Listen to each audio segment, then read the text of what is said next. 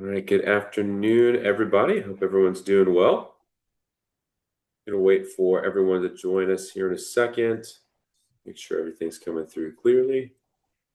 Excited to be working with you guys here today and going over some some opportunities that do not require reauthorization as we continue to wait for reauthorization to take place.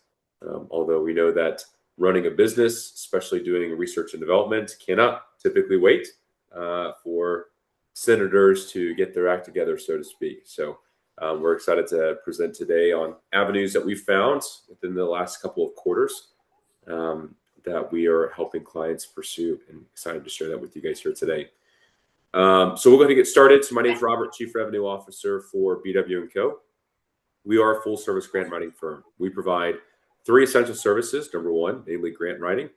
Number 2 is business development within federal customers, i.e. Department of Defense, DARPA, BW, DHS, and other groups. And then lastly is award management for when awards come in and making sure that you are compliant and audit-proof, so to speak.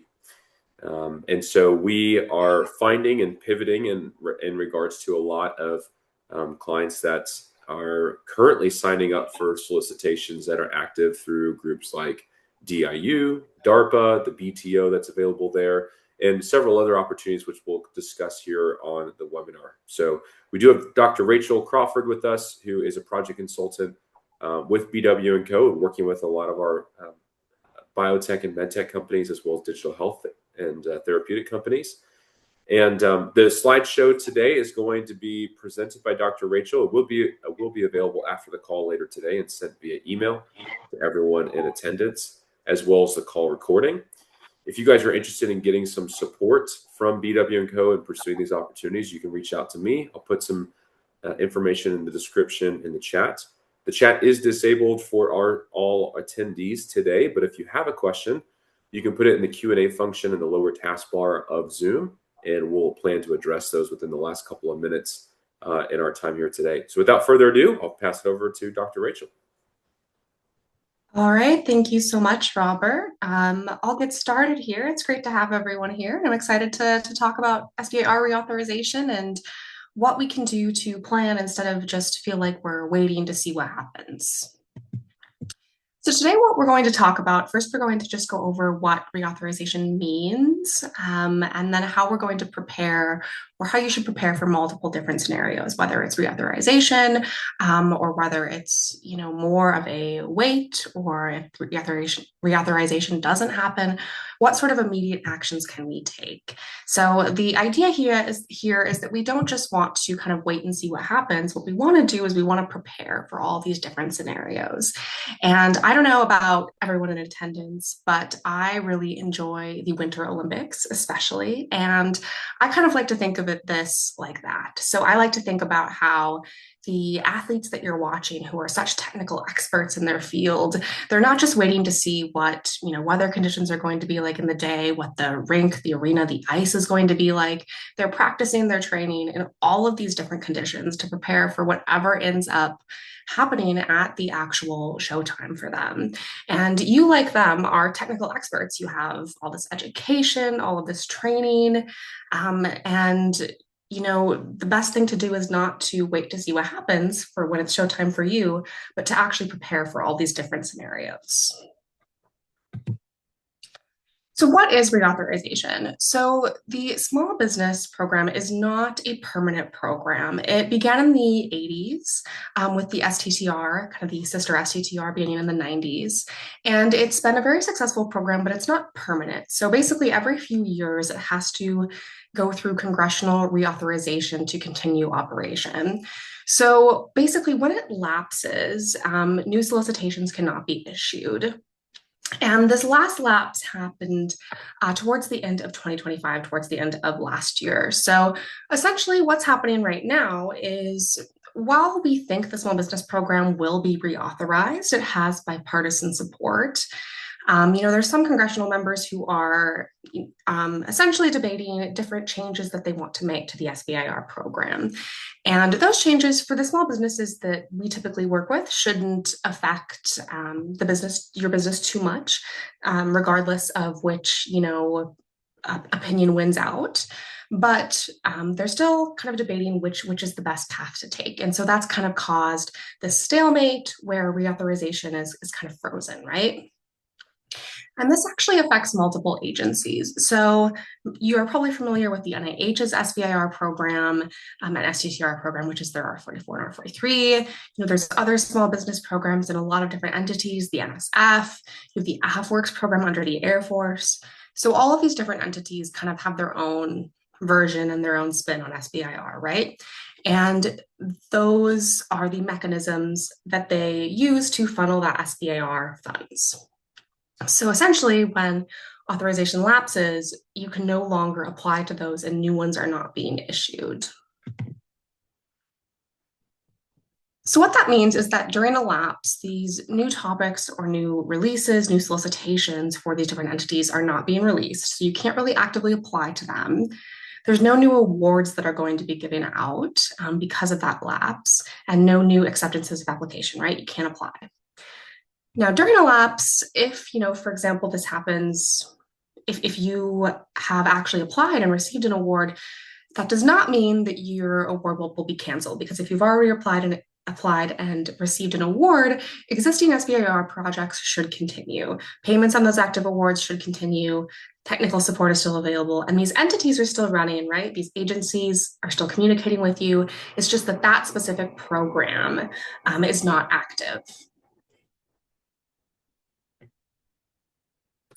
So let's look at the different scenarios that can happen here. So our best guess right now is that we do think it will be reauthorized. Again, it has bipartisan support in Congress, and it's kind of just a matter of when it's going to happen. So let's look at this first path, which is that reauthorization happens. So if reauthorization happens, what happens is that the agencies kind of have to rush to catch up, right? So on your end, from your small business perspective, some of the immediate actions that you could take to help prepare you for this rush include things like finalizing drafts for the likely topics that are going to reopen. If you have partnerships, whether it's with like an academic entity, if you have CROs that you're working with, you can lock in those partnerships, make sure you're up to date on your letters of support. You can also refresh your budgets, make sure your budgets are exactly how you want them to be, and update research strategies with any recent data. If you've had time, you know, during this kind of waiting period to do more research, and if you have any more data to include, that's always great to update your research strategy with. You can also ensure your compliance documentation is current. So if you're doing human studies, animal studies, things like that, making sure everything is up to date and ready to go. So during this waiting period, in order to not feel like we're just waiting, in order to prepare, there's a few things that you can do to help you, you know, utilize that period to your advantage. So some of the things that you can do, one would include reviewing past solicitation topics from, you know, your top agencies. So what I mean by that is you can kind of look and see what is likely to reopen if reauthorization happens. So sometimes there's SBIR omnibuses where it's a very general topic and you can apply with whatever you know, topic you have, whether it's medtech or biotech. You know, it's a very broad category. Other times they'll have, in addition to SBIR omnibuses, they'll have specific topic interests of interest. So, you know, maybe there might be a specific cancer topic or a specific biotech topic that relates to your small business, and maybe they release those periodically and it would be a good fit for you. And so you can kind of see if you think that that might be an upcoming topic that's going to open. And that kind of goes into the second point, which is identifying recurring themes and priority areas. So you might be able to see if the agencies have specific themes or areas that they're specifically interested in these upcoming cycles, you know, specific topics, specific research that they're really wanting to fund and really interested in funding. You can also then align your R&D to these agency needs. So if they have specific priority areas that fit well with you, you can make sure that what you're doing aligns well with it so that when you submit, it's well received because it's really in line with that agency's charter and needs. And of course, research doesn't wait. If you're generating preliminary data during this time, again, you can generate data that strengthens your future applications. So when the SBIR program reopens, which we certainly hope and think it will, reauthorization can still be overwhelming. You have this compressed timeline, it can reopen, and then you might have to submit, or the next submission date might end up being pretty soon. There might be a higher competition since people had to wait, and so a lot of people are applying to, a singular deadline at once. And that makes for program officers being a little bit more overwhelmed. They're probably being contacted a lot. And also that leads to the potential for a rapid fire topic releases of all these different things. But if you prepare, then you don't have to be overwhelmed, right? So you've already, written these drafts that you're ready to kind of customize to what these topic releases are. You've looked to see what you've anticipated the topic releases to be. You can have already established these relationships with program officers to best align your work to what the agency needs. And you've already thought about how to technically differentiate yourself from other small businesses. You've already defined that. So if SBIR is not reauthorized, there are still other options, and we can still prepare for doing that. And all of the things that I just went through of how to prepare for reauthorization also works for a lot of these other opportunities. So other opportunities are going to include many different things. So if we look at the NIH, you do have things like R1s and R21s, this is like a research grant omnibus. This is an exploratory or developmental grant omnibus. An R03 grant, which is a smaller one that's meant to be done on a compressed time frame, usually less than a year.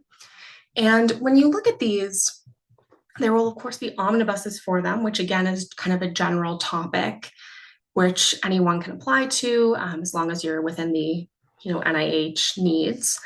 But they'll also release specific topics through these mechanisms. So there'll be an omnibus, but sometimes institutes will release their own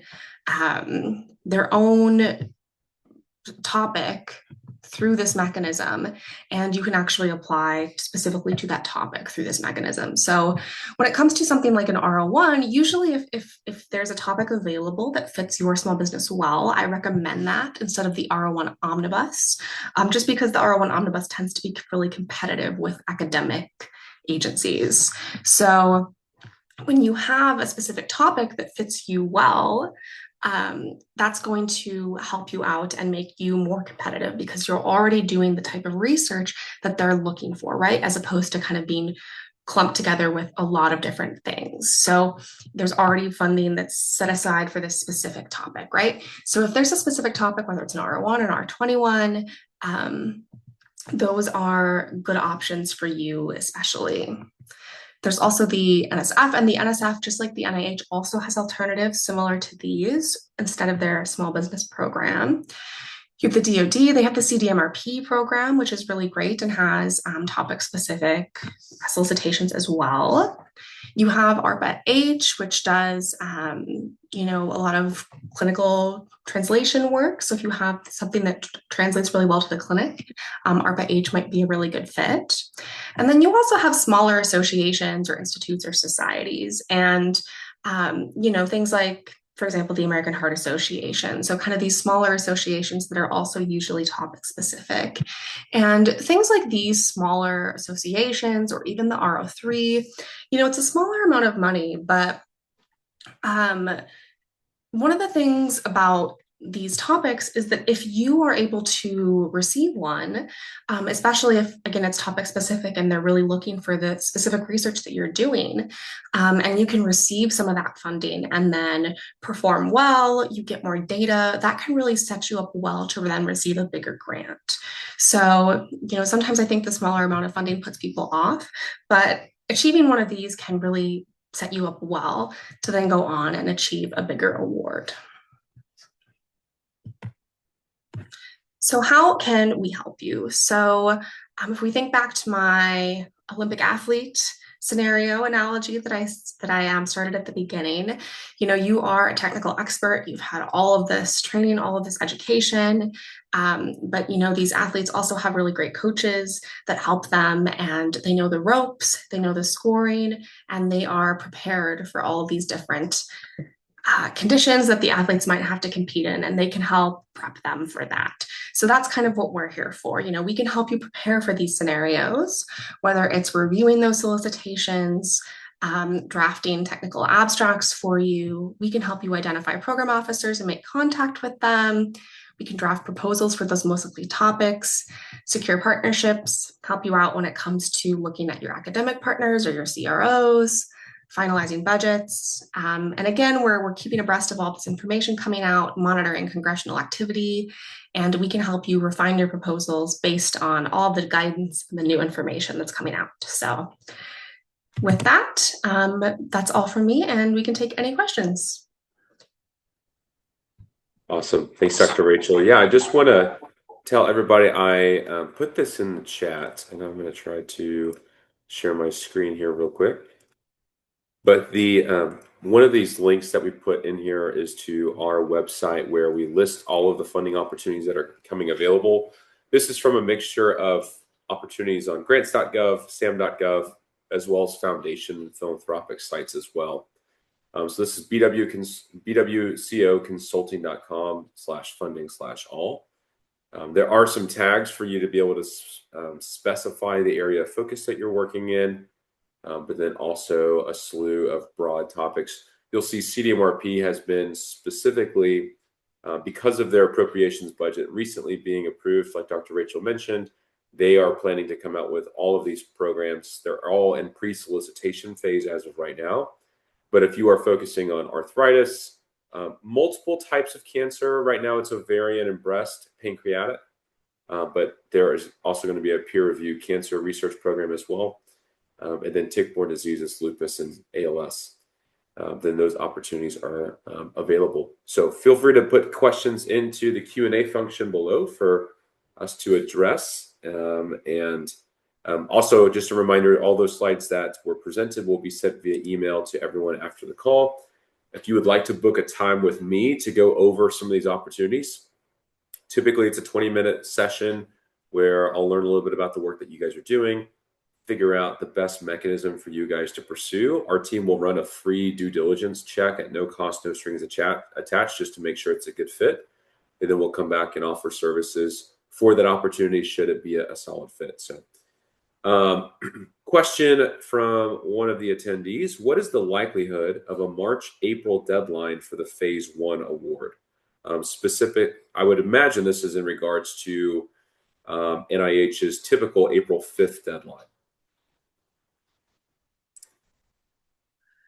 So we do think that reauthorization is likely. If they were to reauthorize, especially by the end of February, I would think that the April deadline, they would open up, especially since they know that people have been waiting since the January deadline.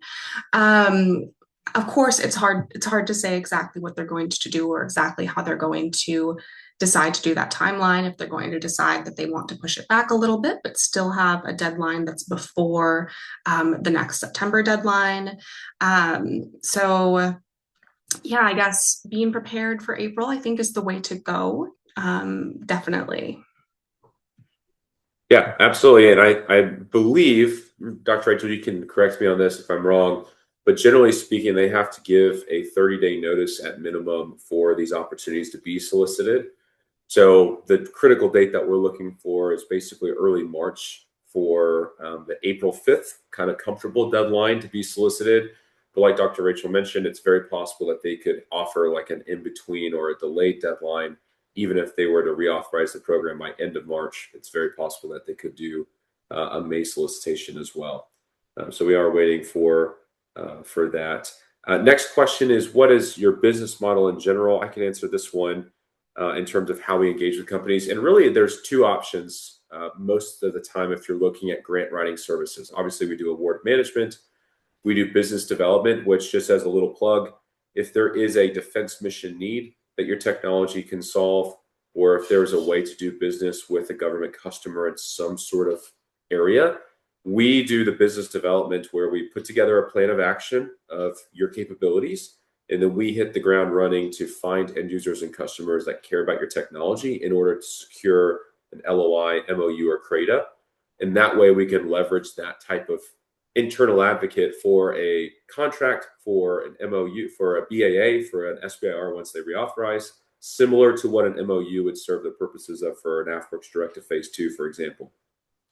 For grant writing, we do hourly engagements, and we charge a flat $250 an hour fee to help clients go after these. And a lot of times those engagements look like strategy, review, editing, consulting, and then also helping with the administrative support on the submission side. And then we also have full engagements with no limitation of hours. You guys give us your data, we write the initial draft. Individuals like Dr. Rachel will work directly with you on working on the strategy and putting the application together. And then typically those full engagements will range on the project anywhere from $4,000 for an abstract all the way up to $15,000 for the full BAA. And then a 5% success fee is typical on the back end as well. You're welcome. If you have any more questions in regards to that, I'll be sending a slide deck over email afterwards as well, going over our business model and different ways to engage. And then always happy to jump on a call. Question about CDMRP. This is a good question for Dr. Rachel because Dr. Rachel has successfully secured a $3 million award from one of our clients for a clinical trial in the brain health space relatively recently. So she is the resident expert, especially within recent appropriations. But for CDMRP opportunities, are there specific team compositions that increase chances of funding? So yes, in the sense that your team should encompass basically everything that you need to complete what you're suggesting well. That being said, the actual makeup of it and the specific makeup of it can look unique to you, and it might be different even on two companies that are applying to the same solicitation. Really, what you want to make sure that you're showing is you really want to make sure that you're showing that your team is capable of carrying out everything that you've proposed in your research strategy. So for many small businesses, that does mean pairing up with either an academic institution or a CRO in order to, really bolster the expertise that they already have. So, your team, I'm sure has excellent expertise in the area that you're applying to, but having more manpower behind you, whether it's from an academic institution or if you're reaching out to a CRO to help you complete some of the research, can really ensure that the research you're doing is done well, it's done in a timely manner, and you have all of this other expertise at your disposal if you need it. For example, you can then draw from different biostatisticians and things like that maybe your team doesn't have a specific biostatistician on board, but if you're working with an academic institution or a CRO, they usually have those people on the staff that you could reach out to. So having those sorts of resources at your disposal can be really valuable. Awesome. Great. So just as a reminder, if you guys are looking for additional resources to help with this process, I would encourage you to go to our website, BW&CO to look at the funding opportunities. If you go under resources, you'll not only see a blog going over helpful FAQ responses, but you'll also see the NIH SBIR summary statement review. This is a feature that we've implemented to do free reviews of summary statements that you've received from the NIH, both phase 1s and phase 2s and previous submissions, really so that you understand kind of the best next steps. Obviously, right now, a lot of the consultation that we're giving people that are submitting through that is to plan for a resubmission or the next submission for the April 5th cycle. In some cases, we're evaluating it and seeing that it's actually a better fit for a group like DARPA because of the defense use case, maybe in some cases, emergency medicine translating over to far forward applications. And whatever else, we're just making sure that you guys are pointed in the right direction to ensure that you guys are pursuing as much non-dilutive funding as possible, even in the current situations. So with that said, I think we'll go ahead and wrap things up. I don't have any other questions to pass along. Dr. Rachel, thanks for your time today. You all should be receiving an email here by end of day today with information about the slide deck, the call recording, slides regarding our business model, an opportunity to speak with me and our team about your project. And feel free to check out our website for more opportunities. We'll continue to have, actually, we are planning to have a CDMRP webinar next week, I believe, to go over the funding mechanisms, the opportunities that are available through that process. So stay tuned to that. If you're not following us on LinkedIn, go ahead and do that to make sure that you guys are aware of all of these free resources. But thank you guys so much for your time, and we'll see you next week.